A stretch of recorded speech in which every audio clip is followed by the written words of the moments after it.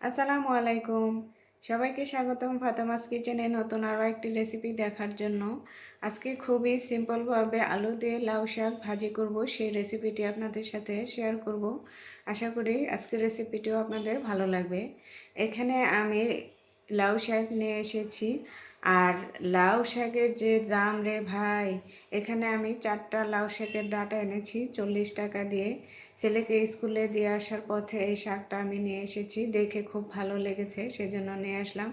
আর শাকটাকে আমি এখানে কেটে ধুয়ে পরিষ্কার করে নিয়েছি। আর এখানে আমি বড় সাইজের একটা আলু লম্বা লম্বা করে কেটে দিয়েছি। আর এখন দিচ্ছি কয়েকটা কাঁচামরিচ, পরিমাণ মতো লবণ, আর দিচ্ছি একটা পেঁয়াজ কুচি। আর এখানে শাকটা সিদ্ধ করার জন্য আমি পরিমাণ মতো পানি দিয়ে ঢাকনা দিয়ে ঢেকে শাকটাকে কিছুটা সময় ধরে সিদ্ধ করে নিলাম।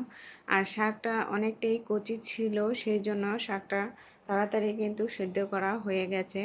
আমি একটু চেক করে নিলাম, ডাঁটাটাও সিদ্ধ হয়ে গেছে শাকের, আর আলুটাও কিন্তু সিদ্ধ হয়ে গেছে। এখন শাকটাকে আমি নামিয়ে পানিটা ছেঁকে নেব। এখন প্যানের মধ্যে আমি তেল দিয়ে দিচ্ছি।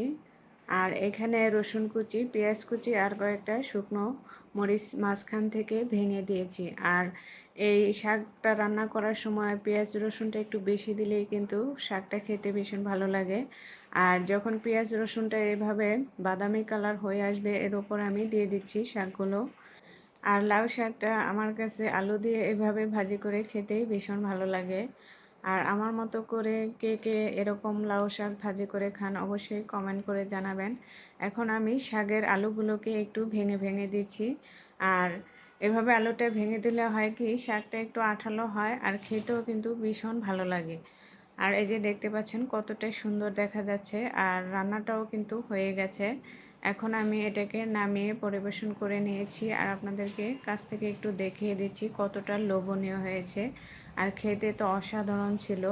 আর আজকে আমার রেসিপিটি ভালো লাগলে অবশ্যই লাইক শেয়ার করার অনুরোধ রইল। সবাই ভালো থাকবেন, সুস্থ থাকবেন। আল্লাহ হাফেজ।